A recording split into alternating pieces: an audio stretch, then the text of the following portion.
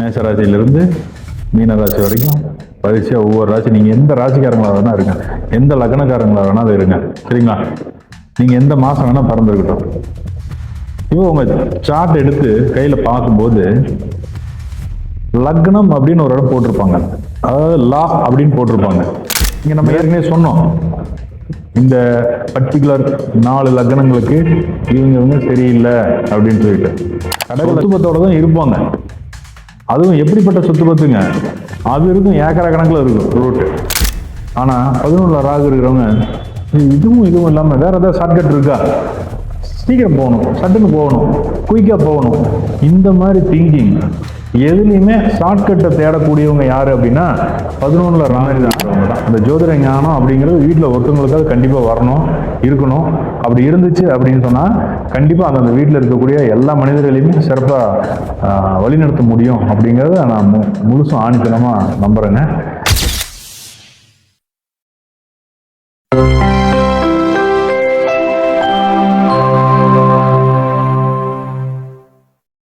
அனைவருக்கும் இனிய வணக்கங்கள். நம்ம மனிதநாடி யூடியூப் சேனல் வாயிலாக நடந்து கொண்டிருக்கும் இந்த மாத கருத்தரங்கத்தில் அடியனின் தலைப்பு 11ஆம் இடம் தரக்கூடிய நன்மைகள். நம்ம மனிதநாடி கருத்தரங்கத்தில் இதுவரைக்கும் பேசின அனைத்து ஜோதிடர்களுமே சிறப்பாக அவங்களோட கருத்துக்களை ரொம்ப அருமையாக தெரிவித்தாங்க. அனைவருக்கும் நன்றிகளை தெரிவிச்சுக்கிறாங்க. எந்த ஒரு ஜாதகமாக இருந்தாலும் எல்லாத்துக்குமே வாழ்க்கையில் எப்படி என்ன ஆசை இருக்குன்னா, ஒரு நல்ல ஒரு சுகமான வாழ்க்கை வாழணும், சிறப்பான ஒரு வாழ்க்கை வாழணும், சொத்து சுகம்லாம் சேர்த்தணும், நம்மளும் ஒரு லட்சாதிபதி ஆகணும், நம்மளும் ஒரு கோடீஸ்வரன் ஆகணும் அப்படிங்கிற ஆசை பெரும்பாலான மனிதர்களுக்கு நிறையவே இருக்கும். உதாரணத்துக்கு நீங்களே உங்களோட நண்பர்கள்கிட்ட அவங்க சொல்றதை கேட்டு தெரிஞ்சிருப்பீங்க, இல்லை உங்களுக்கே கூட அந்த மாதிரி ஆசை இருக்கலாம். அப்ப யாரெல்லாம் பணக்காரன் ஆவாங்க, பணக்காரன்னு எப்படிங்க, யாரெல்லாம் லட்சாதிபதி ஆவாங்க, யாரெல்லாம் கோடீஸ்வரன் ஆவாங்க அப்படிங்கிறது அவங்கவுங்க ஜாதகத்துல 11ஆம் இடம் தான் விடையே தரும். இப்ப இங்க சொல்லக்கூடிய விஷயத்த நீங்களே உங்க ஜாதகத்தை எடுத்து பார்த்தீங்கன்னாலே தெரிஞ்சுக்கலாம். நீங்க லட்சாதிபதி, கோடீஸ்வரன், ஒன்றும் பிரச்சனை இல்லை, பணத்துக்கு எப்பவுமே பிரச்சனை இல்லை அப்படிங்கிறது நீங்களே தெரிஞ்சுக்கலாம், சரிங்களா? இப்ப 12 ராசி இருக்கு அப்படிங்கிறது நம்ம எல்லாத்துக்குமே தெரியும். மேஷராசியிலிருந்து மீனராசி வரைக்கும் வரிசையா ஒவ்வொரு ராசி, நீங்க எந்த ராசிக்காரங்களா வேணா இருங்க, எந்த லக்னக்காரங்களா வேணா அது இருங்க, சரிங்களா? நீங்க எந்த மாசம் வேணா பிறந்திருக்கட்டும். இப்போ உங்க சார்ட் எடுத்து கையில பார்க்கும்போது லக்னம் அப்படின்னு ஒரு இடம் போட்டிருப்பாங்க, அதாவது லா அப்படின்னு போட்டிருப்பாங்க.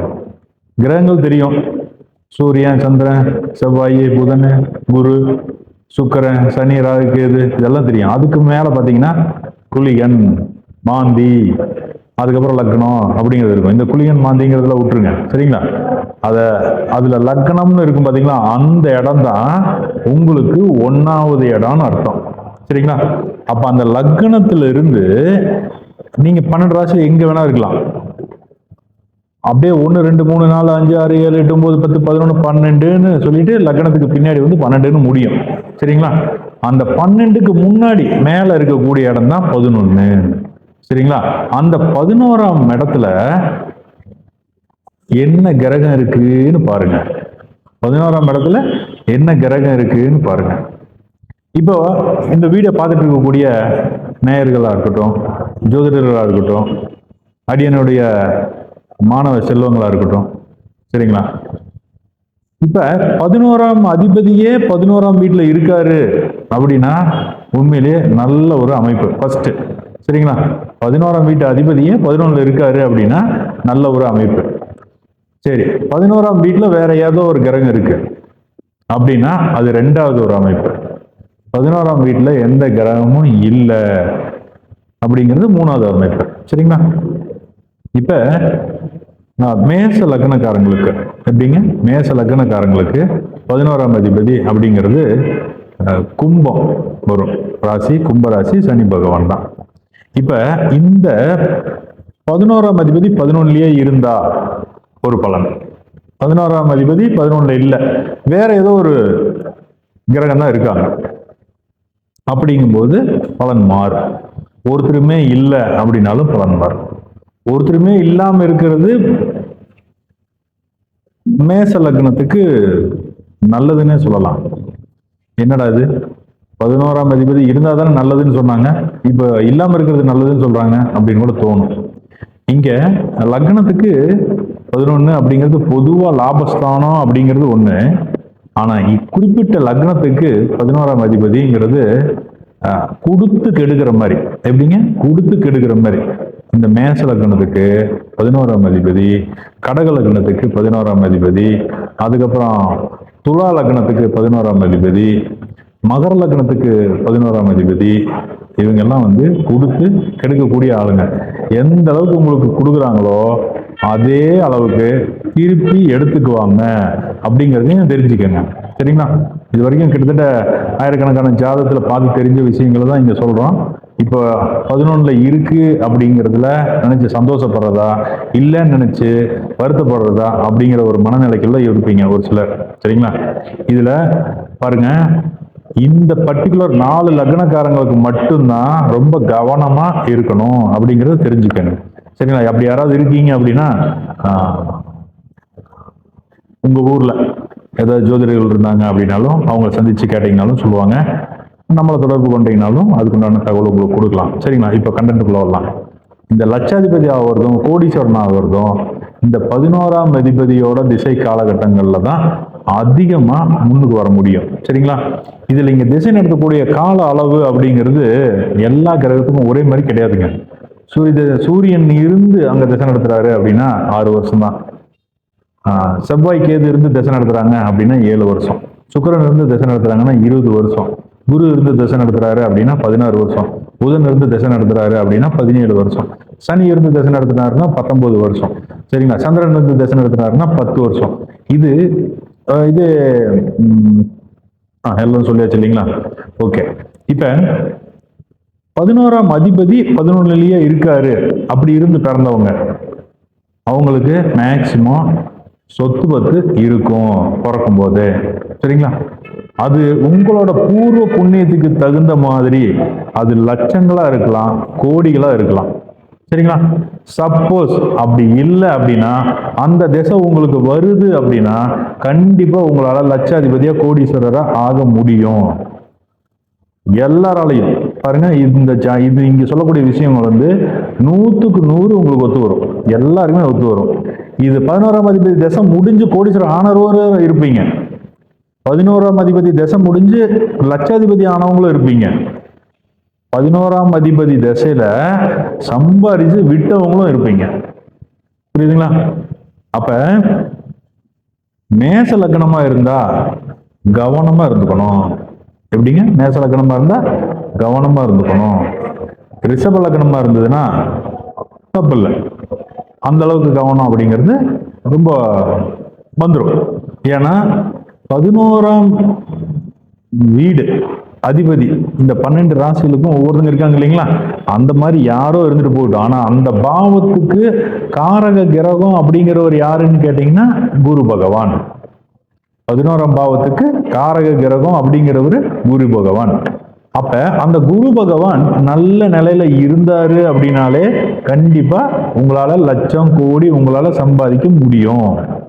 அந்த குரு கெட்டுட்டாரு, 11ஆம் அதிபதியும் கெட்டு குருவும் கெட்டுட்டாரு அப்படின்னா அப்போ உங்களால பெரிய வாழ்க்கையில ஒரு முன்னேற்றங்களும் நினைச்சதை அடையக்கூடிய ஒரு வாய்ப்புகளும் தடை உங்களுக்கு ஜாஸ்தியா இருக்குதுன்னு அர்த்தம். சரிங்களா? சரி, அடுத்து மிதுன லக்னம். மிதுன லக்னத்துக்காரங்களுக்கு 11ஆம் அதிபதி செவ்வாய். அவர் அவர் வீட்டிலேயே இருந்தாரு அப்படின்னாலும் ரொம்ப சிறப்பு. அவர் நல்லபடியா இருந்தார். அந்த வீட்டுல வேற ஏதாவது கிரகம் இருந்து திசை நடத்துச்சு அப்படின்னு சொன்னாலும் ரொம்ப சிறப்பு. கடகத்துக்கு 11ஆம் அதிபதி அப்படிங்கிறவர் சுக்கிரன். சரிங்களா? இங்க நம்ம ஏற்கனவே சொன்னோம், இந்த பர்டிகுலர் 4 லக்னங்களுக்கு இவங்க சரியில்லை அப்படின்னு சொல்லிட்டு. கடக லக்னத்துக்கு சுக்கிரன் 11ல இருக்காரு அப்படின்னா கவனமா இருக்கணும். எப்பா இவன் கோடி கோடியா கொடுப்பான், லட்ச லட்சமா கொடுப்பான். ஆசைகளையும் கொடுப்பான். நீ கார் வாங்கு, வீடு கட்டு, அதை பண்ணு, இதை பண்ணு, சினிமா எடு, படம் எடு, கோடி போடு, எத்தனை கோடி வேணா கடனை வாங்கு, இந்த மாதிரி ஆசைகளை நிறைய கொடுத்து சுக சந்தோஷத்துல அப்படியே திளைக்க வச்சு மொத்தமா முடிச்சு கட்டிடுவார். எப்படிங்க? மொத்தமா முடிச்சு கட்டிடுவார். அதனால கடக லக்னத்துக்காரங்களுக்கு சுக்கிரன் 11ல இருக்கான் அப்படின்னு சொல்லி சொன்னா ரொம்ப கவனமா இருக்கணும், கேர்ஃபுல்லா இருக்கணும். சுக்கிர பகவான் வந்து பாத்தீங்கன்னு வச்சுங்களேன், சுக வாழ்க்கையில கொஞ்சம் நஞ்சம் கிடையாது, ரொம்ப ஓவரா நம்மளை வந்து திளைக்க வைப்பார். ஆண்களா இருந்தாங்கன்னு வச்சுங்களேன், குடி கூத்தியா கும்மாளம் அப்படி இப்படின்னு ஏகப்பட்டதை கொடுத்து கெடுக்க வைப்பார்.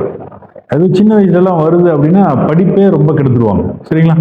சரி, அடுத்து சிம்ம லக்னம். சிம்ம லக்னத்துக்கு 11ஆம் அதிபதி புதன். உண்மையிலேயே சிம்ம லக்னத்துக்கு 11ல புதன் இருந்து திசை நடக்குது அப்படின்னா செம்ம நல்லா ஒரு அறிவு சார்ந்த சம்பாத்தியம் அப்படிங்கிறது கண்டிப்பா அவங்களுக்கு இருக்கும். சரிங்களா? இது அடுத்து கன்னி லக்னம். 11ஆம் அதிபதி சந்திரன். சந்திரன் அதுலயே இருக்காருன்னு வச்சுங்களேன், 11லயே இருக்காருன்னு வச்சுங்களேன், சொத்து பத்தோட தான் இருப்பாங்க. அதுவும் எப்படிப்பட்ட சொத்து பத்துங்க, அது இருக்கும் ஏக்கரா கணக்குல இருக்கும் அந்த மாதிரி. சரிங்களா? ரொம்ப ஒரு பயங்கரமான ஒரு சொத்து பத்துல தான் இருப்பாங்க. இதுவே குருவும் சிறப்பா இருக்காருன்னு வச்சுங்களேன், கன்ஃபார்ம் சப்போஸ் குரு கெட்டு போயிட்டாரு அப்படின்னா அந்த சொத்து பத்து பிரயோஜனம் இல்லாத மாதிரி ஒரு தன்மைக்கு போயிடும் அப்படிங்கிறது. சரிங்களா? சரி, அடுத்து துலாம். துலாத்துக்கு 11ஆம் அதிபதி சூரியன்.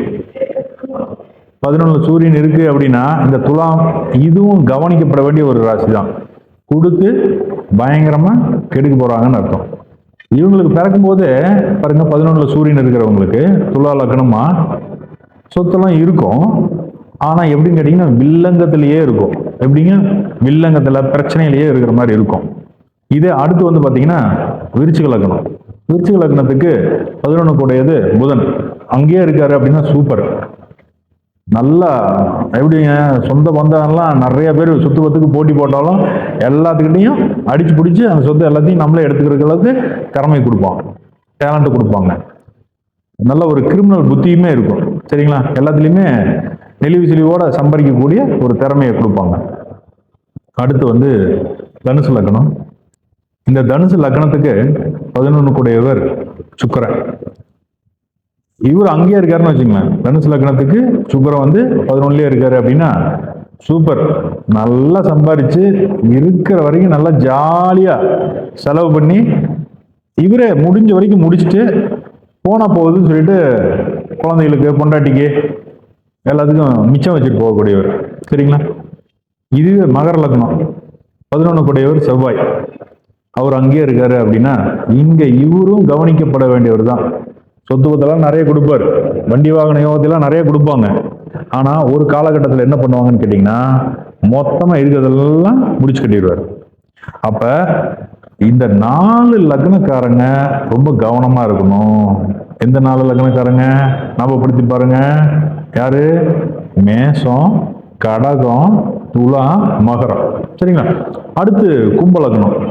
கும்ப லக்னத்துக்கு 11 கூடையவர் அப்படின்னு பார்த்தா குரு பகவான். இந்த குரு பகவான் 11லயே இருக்காரு அப்படின்னா அருமை, சூப்பர், சிறப்பு. சரிங்களா? அதாவது 11ல குரு இருந்தாதான் உண்மையிலே ரொம்ப ரொம்ப ஒரு அற்புதமான ஒரு அமைப்பு. இதுல அந்த வீட்டுக்காரன் அதுலயே இருக்கிறான், அதுவும் குரு தான் காரக கிரகமும். அப்ப எப்படி இருக்குங்க, அடிச்சு தூள் கிளப்பிட்டு செம்மையா சம்பாதிச்சு சேர்த்திவாங்க. இதுல கும்பத்துக்கு பாருங்க 2 கூடையவனும் குரு தான். அப்ப 2 11 சம்மந்தப்படும் போது எந்த பக்கம் திரும்பினாலும் அந்த 16 வருஷம் வருமானங்கிறது அப்படியே கோடி கோடியா கொட்டி கொடுப்பாரு. சரிங்களா? அடுத்து மீன லக்னம். இந்த மீன லக்னத்துக்கு 11 கூடையவர் சனி பகவான். அவர் அங்கேயே இருக்காரு. அப்படிங்கும்போது இங்க 11 கூடையவரே 11ல இருக்காரு, ஆட்சி பெற்று இருக்காரு. சரிங்களா? அப்போ இது எல்லாமே இந்த ஒரு அமைப்பு ரொம்ப ஒரு நல்ல அமைப்பு தான். குருவும் நல்ல நிலையில இருந்தாரு அப்படின்னா அடி தூள், நிதானமா பொறுமையா அருமையா சம்பாதிச்சிருவார். அசையா சொத்துக்களை நல்லா சேர்த்து வச்சிருவாங்க. அதுவும் எப்படிங்க, இரும்பு சம்பந்தப்பட்ட துறையில நல்ல ஒரு லாபத்தை பார்க்கக்கூடிய ஒரு அமைப்பாகவும் இருக்கும். சரிங்களா? இது வந்து லக்ன அடிப்படையில. சரிங்களா? இப்ப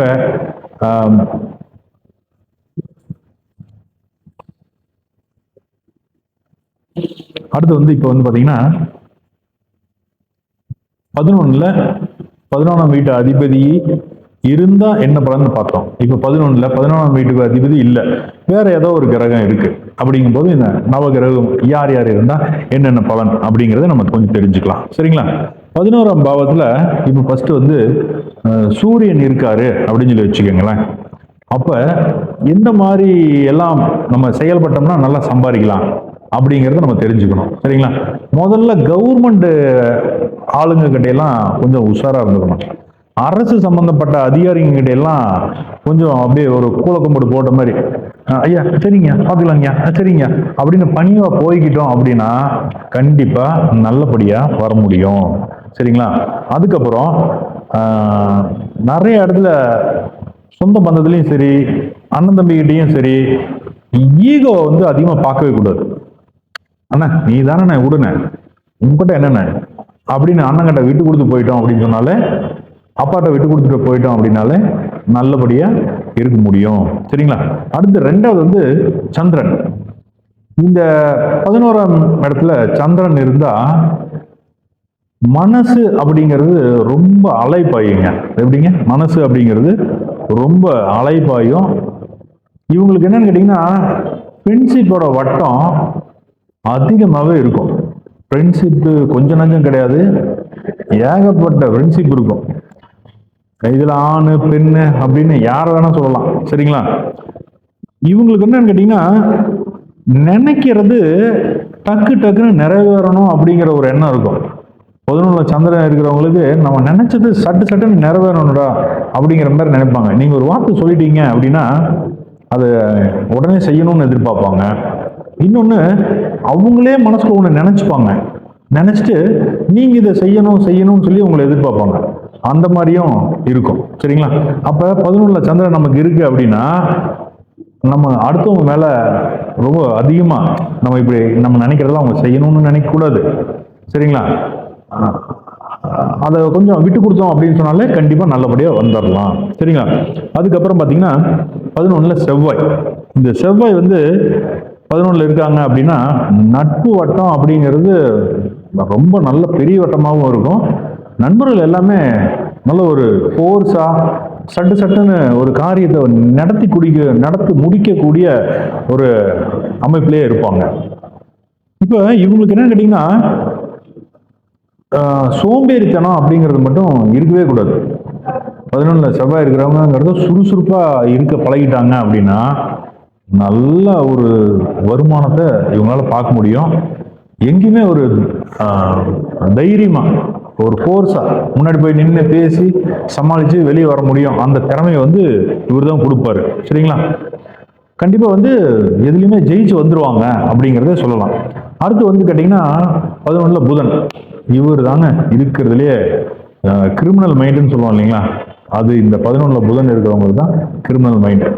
என்ன பண்ணலாம் ஏது பண்ணலாம் அப்படி பார்த்தோன்னே முடிவு பண்ணிடுவாங்க. இவங்க இப்படிதான், இவங்க கிட்ட இப்படி பேசினா சரியாகும், இவங்க கிட்ட இப்படி பழகினா சரியாகும், இவங்க கிட்ட இப்படி சொன்னா சரியாகும், நம்ம இப்படி சொன்னா இவங்க இப்படி சொல்லுவாங்க, இப்படிங்கிற விஷயங்கள் எல்லாமே இந்த 11 இருக்கக்கூடிய புதன் தான் கொடுப்பாரு. சரிங்களா?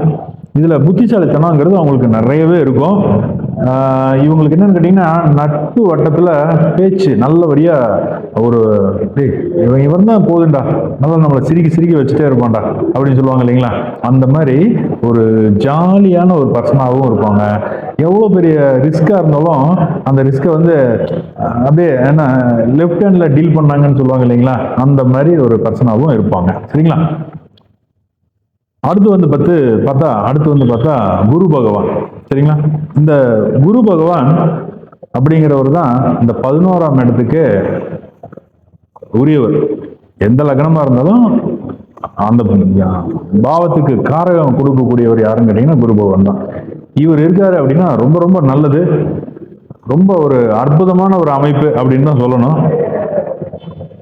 அதிகப்படியான ஆசைகள் நிறைவேறக்கூடியது அமைப்பு அப்படின்னா அந்த 11ல குரு இருந்தா ரொம்ப ரொம்ப சிறப்பு. 11ஆம் இடத்த குரு எங்கிருந்து பார்த்தாருனாலும் அதுக்கு அடுத்தபடி, அதாவது இங்க 100% நன்மை அப்படின்னா இங்க ஒரு 80% நன்மை அப்படின்னு சொல்லலாம். சரிங்களா?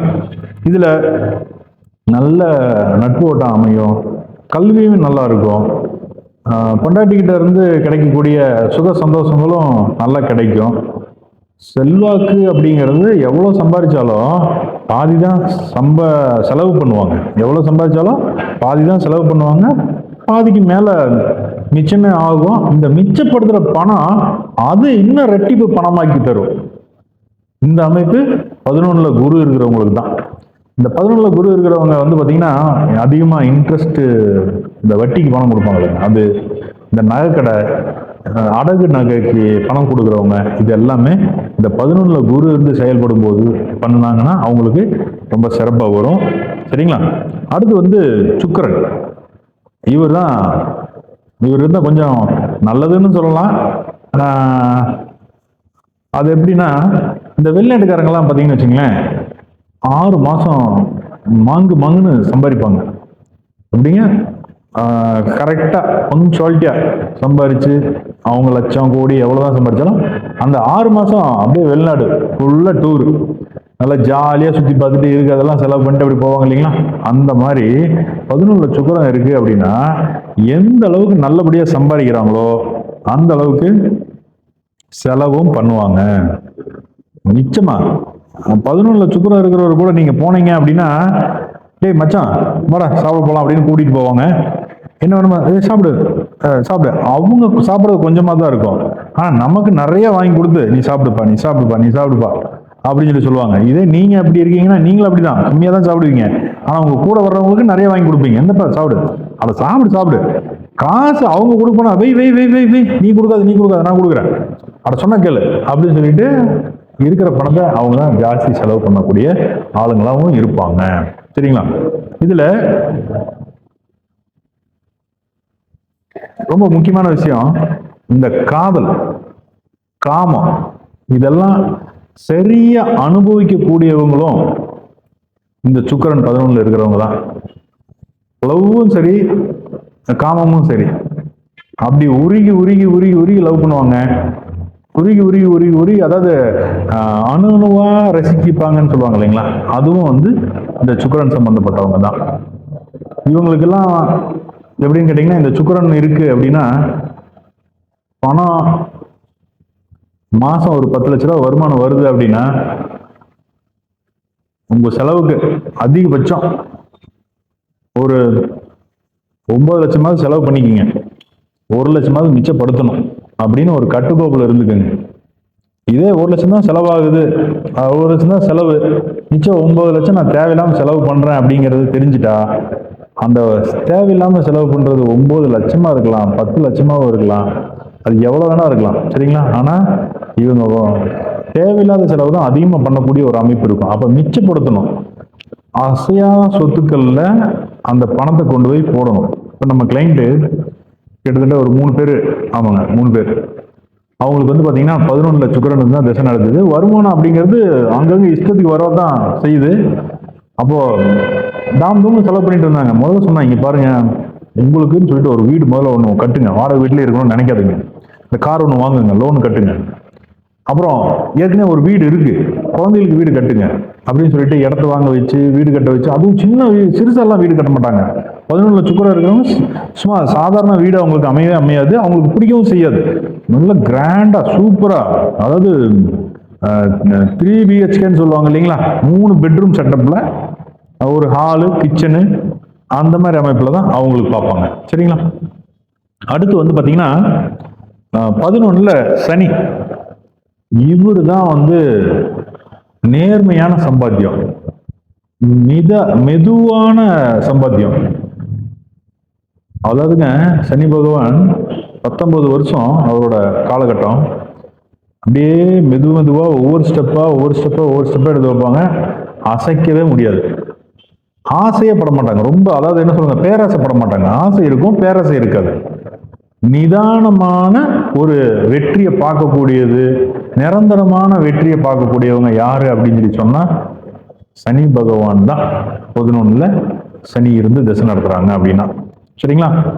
இதுல இவங்களுக்கு என்னன்னு கேட்டீங்கன்னா, உழைப்பு உழைப்பு உழைப்பு உழைப்பு அப்படிங்கறத ரொம்ப ஜாஸ்தியா எடுத்துப்பாங்க, கடின உழைப்பாளியா இருப்பாங்க. அதே நேரத்துல ஒரு இடத்துல எதிர்பார்த்த லாபம் வரல அப்படின்னாலும் பெருசாலாம் வந்து ஒரு ஃபீல் பண்ணவும் மாட்டாங்க. பார்த்துக்கலாம் விடு, பார்த்துக்கலாம், அடுத்து பார்த்துக்கலாம் அப்படின்னு சொல்லிட்டு அதை தாங்கிக்க கூடிய, எதையும் தாங்கும் இதயம் 11ல சனி இருக்கிறவங்களுக்கு தான் இருக்கு. சரிங்களா? சனி பகவான் மாதிரி போராட்டம் அப்படின்னு பார்த்த கிரகம் வேற யாருமே கிடையாது. சரிங்களா? அவ்வளோ அடி மிதி, என்ன சொல்றதுங்க, ஒரு அவமானம் அசிங்கம் எல்லாத்தையும் பார்த்தவருங்கிறது சனி பகவான் தான். சரிங்களா? அப்ப சனி இருக்கிறவங்கிறது நிதானமான வெற்றி அடையக்கூடியவங்க. சரி, ரைட். அடுத்து ராகு. இந்த ராகு வந்துங்க இருக்காரு அப்படின்னா, முதல்ல இங்க இருந்து கோயம்புத்தூர் போகணும். இப்ப நம்ம திருப்பூர்ல இருந்து பேசிட்டு இருக்கோம். இங்க திருப்பூர்ல இருந்து கோயம்புத்தூர் போகணும் அப்படின்னா பல்லடம் வழியா போறது ஒரு ரூட்டு. சரிங்களா? அவினாசி போய் போறது ஒரு ரூட்டு. ஆனா 11ல ராகு இருக்கிறவங்க இதுவும் இல்லாம வேற ஏதாவது ஷார்ட்கட் இருக்கா, சீக்கிரம் போகணும், சட்டுன்னு போகணும், குயிக்கா போகணும், இந்த மாதிரி திங்கிங், எதுலையுமே ஷார்ட்கட்டை தேடக்கூடியவங்க யாரு அப்படின்னா 11ல ராகு இருக்கிறவங்க தான். சரிங்களா? அதே நேரத்துல ஏப்பா இதெல்லாம் ரொம்ப ரிஸ்க்குப்பா இந்த வழியா அப்படின்னு சொன்னாலும் பரவாயில்ல பார்த்துக்கலாம் அப்படின்னு சொல்லி துணிஞ்சு இறங்கக்கூடியவங்களும் இதே ராகு தான். இவங்களுக்கு இன்னொன்னு என்னன்னு கேட்டீங்கன்னா, எதுவுமே இப்ப இங்க பாருங்க, உதாரணத்துக்கு இந்த வேலை செஞ்சு கொடுத்தா உங்களுக்கு 2 லட்ச ரூபா தர்றாங்க அப்படின்னு சொல்லி சொன்னோம்னா, 2 லட்சமா, எனக்கு 1 லட்ச ரூபா சேர்த்து கொடு அப்படின்னு எதையுமே கொஞ்சம் அதிகப்படியா சேர்த்து கேட்கக்கூடிய அந்த ஒரு எண்ணத்தை கொடுக்கக்கூடியதும் ராகு தான். அந்த ஒரு பிரம்மாண்டம் பெருசு, எனக்கு பெருசா வேணும், இன்னும் வேணும், இன்னும் வேணும் அப்படிங்கிற ஆசையை தூண்டி விடக்கூடியவர் இந்த ராகு. சில நேரங்களில் வந்து அவங்களோட பழக்க வழக்கத்துல இருக்கக்கூடிய நட்பு ஓட்டம் இருக்கு பார்த்தீங்களா, நம்ம பார்க்குறோம் அப்படின்னால இவன் என்னடா பயங்கரமான கிரிமினலான அதாவது இவன் என்னடா பயங்கரமான ஒரு கிரிமினலா இருக்கானே அப்படின்னு சொல்லி நமக்கு தோணும் இல்லைங்களா? அந்த மாதிரி ஆளுங்களோட பழக்க வழக்கமும் கிடைக்கும். சரிங்களா?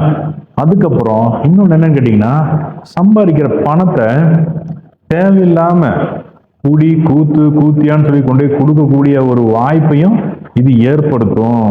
சரிங்களா? இது இந்த மாதிரி ஒரு அமைப்பு இருக்கு அப்படின்னா, 11ல ராகு இருக்கு அப்படின்னா பெருசா சம்பாதிக்கிறதுக்கும் வைக்கும், சம்பாதிச்சதை அங்கங்க செலவு பண்ணி ஜாலியா கொண்டு போய் விடுறதுக்கும் செய்யும். இப்ப அடுத்து யாருங்க? கேது. இந்த கேது 11ல இருக்கு அப்படின்னா, இந்த எண்ணத்தை கண்ணையான்னு ஒருத்தர் இருந்தார் தெரியுங்களா, சினிப்பில்ல, அவர் மாதிரி எண்ணத்தை வாழ்ந்து எண்ணத்தை செஞ்சு அப்படின்னு பாருலாங்க. அந்த மாதிரி பெரிய ஒரு ஆசை, ஒரு பற்று அப்படிங்கிறது ரொம்ப கம்மியா இருக்கும். பார்த்துக்கலாம், வந்தா வரட்டும், வந்தாலும் சரி வரலனாலும் சரி அப்படின்னு சொல்லக்கூடிய ஒரு அமைப்பு தான். ஆனாலும் லாபத்தின் மேல ஒரு மோகம் இருக்கும், நமக்கு கிடைச்சிருங்கிற நம்பிக்கை இருக்கும், நம்ம இந்த வேலை செஞ்சிருக்கோம் நமக்கு இவ்வளவு கிடைக்கும் அப்படிங்கிற அந்த கான்பிடென்ட்டும் இவங்களுக்கு இருக்கும். சரிங்களா? ஆனா அதை வந்து வெளியே வந்து காமிச்சிக்கவே மாட்டாங்க. நான் பணத்துக்காக தான் இருக்கேன், நான் பணத்துக்காக தான் செஞ்சேன், நான் பணத்துக்காக தான் செஞ்சேன், நான் பணத்துக்காக தான் அவங்க கூட இருக்கேன், எனக்கு பணம் கொடுத்தா தான் இருப்பேன், இப்படிங்கிற வார்த்தையெல்லாம் அவங்க வெளியே சொல்லவே மாட்டாங்க. சரிங்களா?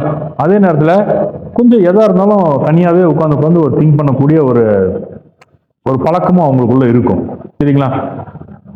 ஆனா பணத்துல கட் அண்ட் ரேட்டா இருந்து வந்துரும் அப்படிங்கிற நம்பிக்கையில அடம் பிடிச்சு உட்காரக்கூடிய கேரக்டரும் இவங்களுக்கு இருக்கும். சரிங்களா? அப்ப 11ஆம் இடம் அப்படிங்கிறது எந்த அளவுக்கு முக்கியமானது அப்படின்னு சொல்லி தெரிஞ்சுக்கிட்டீங்க. 11ஆம் இடத்து அதிபதி 11லயே இருந்தா எப்படிப்பட்ட பலன்னு சொல்லி தெரிஞ்சுக்கிட்டீங்க. சரிங்களா? இப்ப ஏன் ஜாதகத்துல 11ஆம் அதிபதி, லக்னத்துக்கு 11ஆம் அதிபதி 11ல இல்லைங்க, ஓகே, அப்படி ஒருத்தவங்க இருப்பீங்க. ஏன் ராசிக்கு, என்னோட ராசிக்கு 11ல 11ஆம் அதிபதி இல்லைங்க. சரி, அடுத்து நீங்க உங்க ஜாதகத்துல சூரியன் எங்க இருக்குன்னு பாருங்க. சூரியன் எங்க இருக்குன்னு பாருங்க. அந்த சூரியனுக்கு 11ஆம் இடத்துல இருக்கக்கூடிய வீட்டு அதிபதி அந்த வீட்லயே இருக்காரா? அடுத்து அங்க அந்த மாதிரி யாரும் இல்லை அப்படின்னா வேற ஒருத்தர் தான் இருக்காரு. யார் இருக்காங்க அப்படின்னு பாருங்க. இது லக்னம் அப்படிங்கிறது 100% நன்மை தரும். ராசி அப்படிங்கிறது ஒரு 75% நன்மை தரும். சூரியன் அப்படிங்கிறது ஒரு 50% நன்மை தரும். இந்த மூணுலையுமே 3 பிரகாரமும் எனக்கு வந்து கிரகங்களே இல்லைங்க அப்படின்னு சொல்லி சொன்னா அதுக்கப்புறம் யாராவது ஒருத்தங்க அந்த 11ஆம் இடத்தை பார்ப்பாங்க. சரிங்களா? இந்த 3 இடத்துல அதான் இந்த 3 இடங்கிறது என்னங்க? விதி, மதி, கதி அப்படின்னு சொல்றதுதான். விதி அப்படிங்கிறது லக்னம், மதி அப்படிங்கிறது சந்திரன், கதி அப்படிங்கிறது சூரியன். சரிங்களா? இந்த 3 பேத்துக்கும் 11ஆம் இடத்துல அதிபதி இல்லை. 11ஆம் இடத்துல எந்த கிரகமும் இல்லை. இந்த 11ஆம் இடத்தை யாருமே பார்க்கல அப்படின்னா அந்த ஜாதகர் வாழ்க்கையில ரொம்பவும் ஒரு போராட்டத்தோட தான் ஜெயிக்க முடியும் அப்படிங்கிறத தெரிஞ்சுக்கணும். சப்போஸ் உங்களோட ஜாதகத்துல அந்த மாதிரி இருக்கு அப்படின்னா, யாருக்கும் மேக்சிமம் பாருங்க 1000த்துல ஒருத்தவங்களுக்கு தான் அந்த மாதிரி ஒரு அமைப்பு இருக்கும். அந்த அளவுக்கு கஷ்டப்படக்கூடிய ஆளுங்க அப்படிங்கிறது கண்டிப்பா இந்த நிகழ்ச்சி பார்த்துட்டு இருக்கக்கூடிய யாருமே இருக்க மாட்டீங்க. அதையும் மீறி யாராவது இருக்கீங்க அப்படின்னா உங்களோட டேட் ஆஃப் பர்த்தை இங்க கமெண்ட் பண்ணுங்க. சரிங்களா? நேரம் கிடைக்கும்போது உங்களுக்கு நான் வந்து என்ன பண்ணலாம் அப்படிங்கிறத இலவசமாகவே ஆலோசனை சொல்கிறேன். முடிஞ்சா நீ நேரில் வந்து பொள்ளாச்சியில் வந்து கூட பாருங்க. சரிங்களா? இந்த 11ஆம் வீடு தாங்க நம்மளோட ஆசைகளை ஃபுல்லாக நிறைவுபடுத்தக்கூடிய ஒரு வீடு. நம்ம இந்த ஊர் போகலான்னு இருக்கேன். அந்த ஊரில் போய் அந்த சாமி கும்பிட்டு வரணும்ப்பா. ரொம்ப நாள் நினச்சிட்டே இருக்கேன். பழனி மலை ஏறினதே இல்லை நான். பழனி மலைக்கு போயிட்டு சாமி ஏறிட்டு வரும்போது அந்த ட்ரெயினில் வரணும்ப்பா நான். நம்ம ட்ரெயின் இருக்குது, அப்புறம் ரோப் கார் இருக்கு, அதுல எல்லாம் வரணும் அப்படின்னு ஆசைப்படுறோம்னு வச்சுக்கோங்களேன். இந்த ஆசைப்படுறத நிறைவேறதுக்கு வழி கொடுக்கறது யாரு? வழின்னா கஷ்டம் இல்லைங்க, ரூட் கொடுக்கக்கூடியது யாருன்னா இந்த 11ஆம் அதிபதி தான். இது லக்னத்தின் அடிப்படையில் இயங்குதா, ராசியின் அடிப்படையில் இயங்குதா, சூரியனோட அடிப்படையில் இயங்குதா உங்க ஜாதகம் அப்படிங்கிறத தெரிஞ்சுக்கணும். சரிங்களா? சரி, இது வரைக்கும் இந்த நிகழ்ச்சியை பார்த்துட்டு இருக்கக்கூடிய அனைத்து நேயர்களுக்கும் என்னுடைய நன்றி கலந்த வணக்கங்களை தெரிவித்துக் கொள்கிறாங்க. நம்ம மனித நாடி கருத்தரங்கம் அப்படிங்கிறது மாசம் மாசம் நடந்துட்டு இருக்கு. இதுல ஒவ்வொரு மாசமும் தமிழ்நாட்டில இருந்து தலை சிறந்த ஜோதிடர்கள் வந்து அவங்களோட கருத்துக்களை வந்து தெரிவிச்சுட்டு இருக்காங்க. எல்லாருமே வந்து ரொம்ப சிறப்பா அற்புதமான அவங்களோட எக்ஸ்பீரியன்ஸ் வந்து சொல்றாங்க. இப்ப நம்ம ஜோதிட உலகில் வந்து பாத்தீங்கன்னு வச்சுங்களேன், ஏன் இந்த மாதிரி கருத்தரங்கெல்லாம் அதிகமா அங்கங்க நடக்குது, ஜோதிட மாநாடு ஏன் அதிகமா நடத்துறாங்க அப்படின்னு சொன்னா, நம்ம தமிழ்நாடு முழுக்க இருக்கக்கூடிய மக்கள் கிட்ட நம்ம ரீச் ஆகிறதுக்குங்கிறது மட்டும் கிடையாதுங்க. ஜோதிடம் சார்ந்த தகவல்கள் எல்லா மனிதர்களிடமும் போய் சேரணும் அப்படிங்கிறதுக்காகவும், அடுத்தடுத்து ஜோதிடர்களுக்குள்ள ஒரு ஒற்றுமை வந்து ஒரு லிங்க், ஒரு செயின் மாதிரி உருவாகணும் அப்படிங்கிறதுக்காகவும், இன்னொன்று அவங்கவுங்க லைஃப்ல அந்தந்த மாசத்துல பார்த்த ஜாதகத்தை பகிர்ந்துப்பாங்க. இப்ப நம்மளோட இதுலயே பாத்தீங்கன்னா ஒரு 2-3 பேர் வந்து அவங்க இன்னைக்கு கூட பார்த்துட்டு வந்தேன்னு சொல்லி ஒருத்தவங்க சொன்னாங்க. 2 நாளைக்கு முன்னாடி பார்த்தேன்னு ஒருத்தவங்க சொன்னாங்க. இது மாதிரி ஒவ்வொருத்தவங்களும் அவங்கவுங்களோட எக்ஸ்பீரியன்ஸ்ல ஒரு பர்டிகுலர் ஜாதகம் வந்து நம்மளை தூங்கவே விடாது. என்னடா இது, இவங்களுக்கு இந்த மாதிரி ஒரு சிக்கலான ஒரு அமைப்புல வந்து மாட்டிட்டாங்களே, இவங்களை எப்படி காப்பாற்றுறது அப்படின்னு நமக்கே ஒரு சேலஞ்சா இருக்கிற மாதிரிலாம் இருக்கும். நான்லாம் நிறைய நாள் தூங்காமலே இருந்திருக்கேன். அடுத்த நாள் அவங்களுக்கு நம்ம சொல்லணுமே, எப்படி சொல்றது, இந்த மாதிரி சொல்லணும், இதுல இதை விட பெஸ்ட்டா சொல்லணும், இதை விட இந்த மாதிரி இந்த பரிகாரத்துக்கு போனால் சீக்கிரம் நடக்கும், இது லேட் ஆகும் அப்படின்னு சொல்லிட்டு நம்மளை வந்து நிறைய விஷயங்கள் வந்து பாத்தீங்கன்னா நிறைய நாள்ல தூங்க விடாம பண்ணின ஜாதகங்களும் இருக்கு. அந்த மாதிரி அதெல்லாம் அந்த மாதிரி ஜாதகம்லாம் தனித்தனி வீடியோவா உங்களுக்கு இடையில நான் கொடுக்குறேன். சரிங்களா? ஆனா இங்க நம்மளோட மனிதநாடி கருத்தரங்கத்துல வந்து கலந்துக்கிட்ட அனைத்து ஜோதிட சொந்தங்களுக்குமே என்னோட நன்றிகள் தான் வணக்கங்களை தெரிவிச்சுக்கிறேங்க. அதுக்கப்புறம் நம்மளோட மனிதநாடி அஸ்ட்ராலஜி இதுல இந்த மே மாசம் வகுப்பு வந்து அடுத்த பேட்ச் ஆரம்பிக்குது. சரிங்களா? அதுக்குண்டான தகவல் வந்து கொடுக்குறேன். யாராவது ஜோதிடம் கத்துக்கணும் அப்படிங்கிற மாதிரி இருக்கீங்க அப்படின்னா கண்டிப்பா கலந்துக்குங்க. கண்டிப்பா உங்களுக்கு வந்து ஒரு 6 மாச கோர்ஸ் நடக்கும்.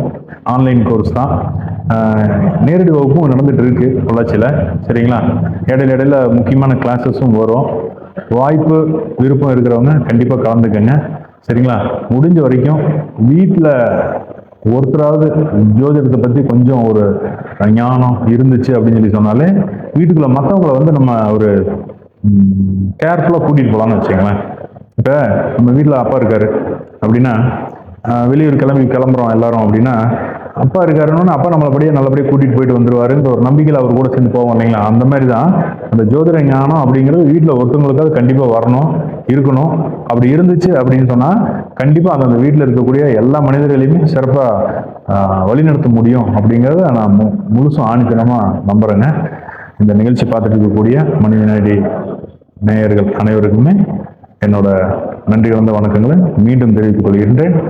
இது வரைக்கும் இந்த நிகழ்ச்சி மூலியமா உங்களுக்கு எதுனா யூஸ்ஃபுல்லாக இருக்கு அப்படின்னா உங்கள் நண்பர்களுக்கும் இதை ஷேர் பண்ணுங்க, அவங்களையும் சப்ஸ்கிரைப் பண்ண சொல்லுங்க, நீங்களும் பண்ணுங்க. சரிங்களா? அனைவருக்கும் வாழ்த்துக்கள். வாழ்க வளமுடன்.